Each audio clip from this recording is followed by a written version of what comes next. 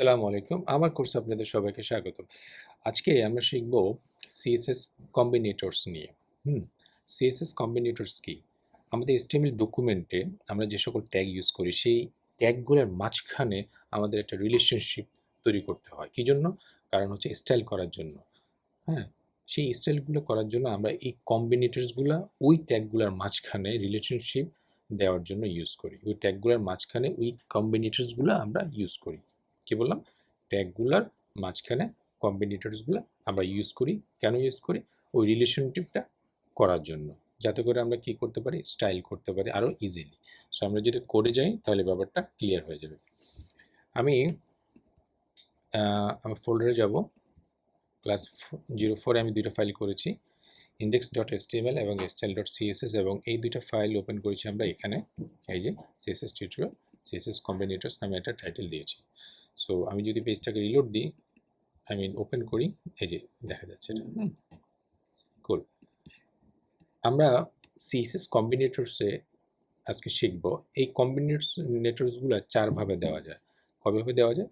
চারভাবে দেওয়া যায়। একটা হচ্ছে ডিসেন্ডেন্ট সিলেক্টর, যেটা কিনা স্পেসের মাধ্যমে দিতে হয়, মানে দুইটা এলিমেন্টের মাঝখানে আপনাকে স্পেস দিতে হবে। আর একটা হচ্ছে চাইল্ড সিলেক্টর, আরেকটা হচ্ছে অ্যাডজাসেন্ট সিবলিং সিলেক্টর, এই যেটা কিনা প্লাস সাইন দিয়ে দিতে হয়। আর শেষটা হচ্ছে জেনারেল সিবলিং সিলেক্টর। এগুলো সবই হচ্ছে কম্বিনেটরস। এগুলো ইউজ করেই আমাদেরকে স্টাইল করতে হবে। তো আমরা যদি কোডে যাই, কোড যদি শুরু করি, তাহলে আপনাদের ক্লিয়ার হয়ে যাবে ব্যাপারটা। আমরা প্রথমে আমাদের HTML ডকুমেন্টে কিছু কন্টেন্ট নিয়ে নিই। পি নিলাম, লরেম 20 নিলাম। এরপর একটা ডিভ নিব, ডিভের ভিতরে পি নিব, I am inside the div element. Okay. এরপর আর একটা পি নিব, যদি এরকম লিখি লরেম লিখলাম। এই ডিভের ভিতরে একটা সেকশন নিব, সেকশনের ভিতরে পি নিব, আই এম ফ্রম অথবা I am inside the section element. ওকে।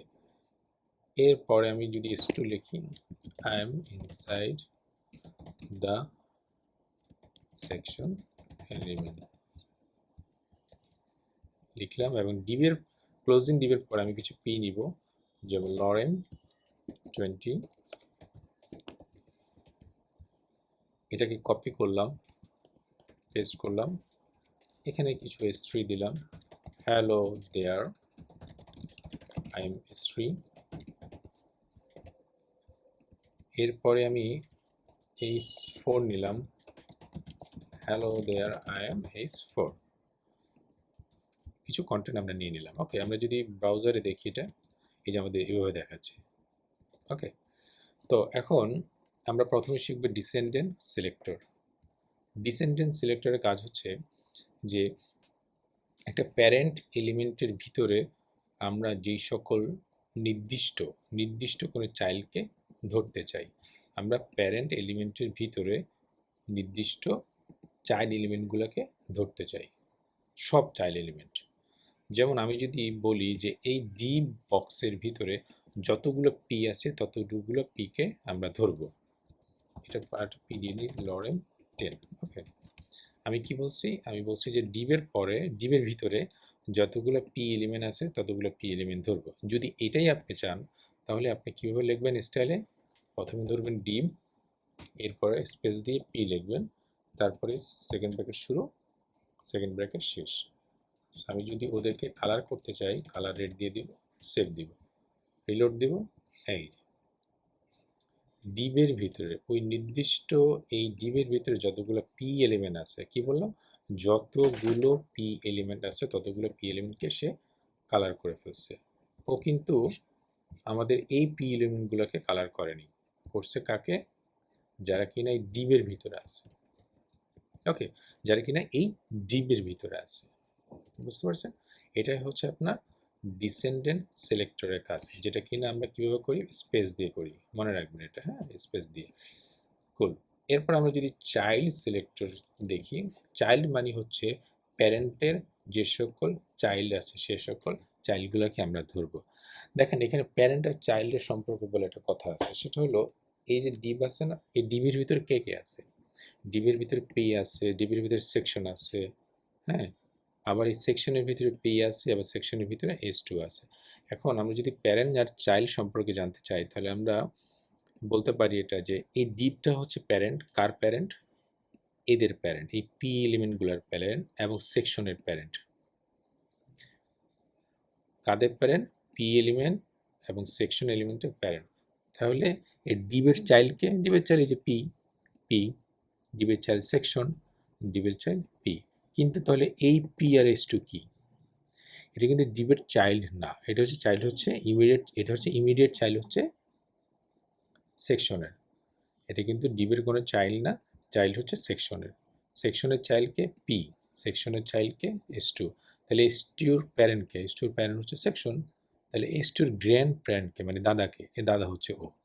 কারণ এটা হচ্ছে চাইল্ড, এটা হচ্ছে প্যারেন্ট, এর প্যারেন্ট হচ্ছে আবার এটা, তাহলে সেই হিসাবে কি দাদা হয় না? হ্যাঁ দাদা। ব্যাপারটা বুঝতে পারছেন? তো এখন আপনি যদি শুধু চাইল্ডকে ধরতে চান সেক্ষেত্রে আপনারা ইউজ করবেন চাইল্ড সিলেক্টর। যেমন আমি যদি বলি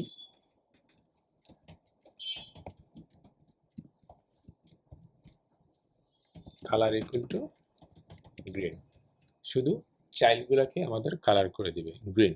আচ্ছা কালার না, কালার তো একবার ইউজ করছি। আমরা যদি ফন্ট সাইজ ইউজ করতে চাই, যে আমি ফন্ট সাইজটা চেঞ্জ করে দিব, ফন্ট সাইজ হবে 30 পিক্সেল, সেভ দেব, রিলোড দেব। এই যে আমার নির্দিষ্ট চাইল্ডগুলা, মানে নির্দিষ্ট চাইল্ড বলতে বোঝাচ্ছে যে এই ডিভের চাইল্ডগুলোকেই শুধু সে ধরছে, এটা ধরবে এবং এটা ধরবে, এই নিচে আর একটা পি, এটাকে ধরবে, দেখছেন? আচ্ছা আমি এই ডিপটাকে একটু স্টাইল করি, তাহলে বুঝতে পারবেন যে এই ক্ষেত্রে এই মানে এই লেআউটে ডিপটা কোনটা। আমি যদি একটু ডিজাইন করি, বর্ডার দিয়ে আসি,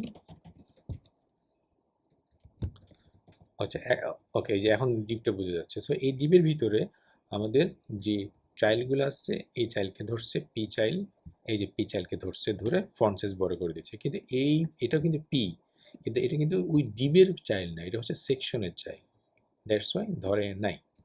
ওকে, বুঝতে পারছেন ব্যাপারটা? যে আমার ডিপের যে সকল চাইল্ড আছে সে সকল চাইল্ডকে আমি ধরবো। কোন চাইল্ডগুলোকে ধরবো? আমি পি চাইল্ডগুলোকে ধরবো, যে পি। তো এটাই হচ্ছে চাইল্ড সিলেক্টর। এই চাইল্ড সিলেক্টরটা নিতে হয় কীভাবে? এই সাইন দিয়ে, গ্রেটার দেন সাইন দিয়ে আপনাকে নিতে হয়। ওকে, এরপর আমরা শিখব অ্যাডজাসেন্ট সিবলিং সিলেক্টর।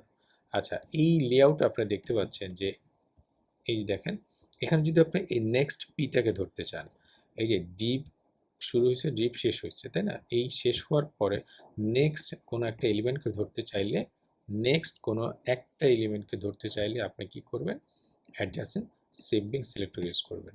যেমন আমি যদি বলি deep plus P, adjacent sibling selector, এটা ইউজ করতে হয় কীভাবে? প্লাস সাইন দিয়ে। আমি যদি সেকেন্ড ব্র্যাকেট দিয়ে শুরু করি, শেষ করি, এরপর আমি যদি বলি কালার ইকুয়াল টু, কী বলা যায়? কালার ইকুয়াল টু ব্লু বলি, সেভ দিলাম।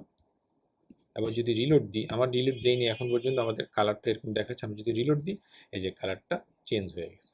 কাকে ধরছে? ধরছে তাকেই, যেটা কিনা ইমিডিয়েট, মানে ক্লোজিং ডিভের পরে ইমিডিয়েট পিটাকে ধরছে। আমি যদি ক্লোজিং ডিভের পরে আমি যদি H2 এখানে দিয়ে দিই, hello H2 after the closing div, H2-র মধ্যে এটা লিখলাম, সেভ দিলাম, রিলোড দিলাম, এই যে ও কিন্তু ধরে নেয়। আর ও কিন্তু ধরে নেয়, কারণ শর্ত কি? শর্ত হচ্ছে ক্লোজিং ডিভের পরের পিকে ধরবে, কিন্তু ক্লোজিং ডিভের পরে কোনো পি আছে? নাই, তাহলে ধরবে না। যদি আমি এখানে কি আছে? H2 আছে, দ্যাটস ওয়াই ধরে নাই, তাই না? এই পিটাকে ধরে নাই। তাহলে আমি যদি H2-কে ধরতে চাই এখন, এই যে ডিভ H2 বলে দিবেন, সেভ দিবেন, রিলোড দিবেন, এই যে H2-কে ধরছে, H2-কে কালার করে দিচ্ছে। বুঝে গেলো? মানে হচ্ছে ক্লোজিং এলিমেন্টের পরে মানে ইমিডিয়েট একটা এলিমেন্টকে ধরবে, ইমিডিয়েট একটা এলিমেন্টকে ধরবে। বুঝতে পারছেন? এখানে যদি আপনি আরও একটা H2 দেন, হ্যালো H2 অ্যাগেন, একটা কথা লিখলাম আর কি, সেভ দিব, রিলোড দিব, এই দেখেন ওকে ধরছে, এই H2-কে কিন্তু ধরে না, কারণ শর্ত একটাই, শর্ত কি? ক্লোজিং পরে একটা মাত্র এলিমেন্টকে সে ধরবে। Okay good. আমি যদি S2 আবার লিখি, again S2 এলিমেন্ট সেভ দিব, রিলোড দিব। এই যে শুধু প্রথমটাকে ধরছে, বুঝা গেল? এটাই হচ্ছে আপনার অ্যাডজাসেন্ট সিবলিং সিলেক্টর, যাকে কিনা প্লাস সাইন দিয়ে লিখতে হয়, এই যে প্লাস সাইন। ওকে, কিন্তু আমি যদি চাই আমার সবগুলো S2কে ধরবে, তখন আপনি কি ইউজ করবেন? তখন আপনি জেনারেল সিবলিং সিলেক্টর ইউজ করবেন। এটা সাইন হচ্ছে টিল্ড, এটাকে বলে টিল্ড। টিল্ড এই সাইন দিয়ে আপনাকে ইউজ করতে হবে। যেমন আপনি যদি এখন লেখেন যে টিল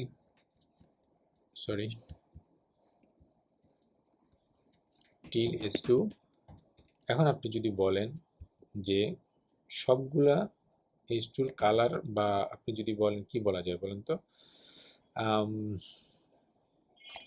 ফন্ট ওয়েট বলেন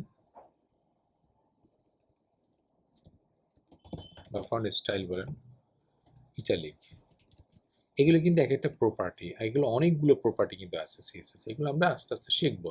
এগুলো এক একটা প্রপার্টি এবং তাদের ভ্যালু, প্রপার্টি এবং তাদের ভ্যালু, প্রপার্টি এবং তাদের ভ্যালু।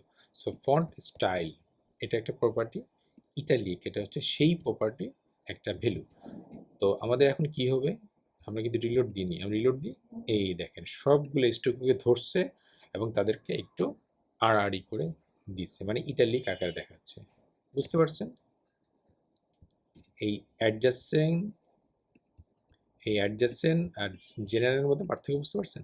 অ্যাডজাসেন্ট প্লাস দিয়ে করতে হয়, জেনারেলটা টিল বা টাইল্ড সাইন দিয়ে করতে হয়।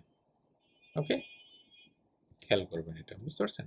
সো আপনারা এটা কিন্তু ভালো করে মনে রাখবেন, কারণ আপনারা যখন HTML লেআউট করবেন তখন এই ধরনের সিচুয়েশন আসতে পারে যে আপনাদের এভাবে সিলেক্টরগুলোকে ধরতে হবে, ডিজাইন করতে হবে, স্টাইল করতে হবে। বুঝতে পারছেন? তো এই 4টা কম্বিনেটরসগুলো আপনারা ভালো করে খেয়াল করবেন, পড়বেন, প্র্যাকটিস করবেন। তো আজকে এই পর্যন্ত, নেক্সটে নতুন কোনো টপিকস নিয়ে আলোচনা করা হবে। ততক্ষণ পর্যন্ত ভালো থাকবেন, সুস্থ থাকবেন, আল্লাহ হাফেজ।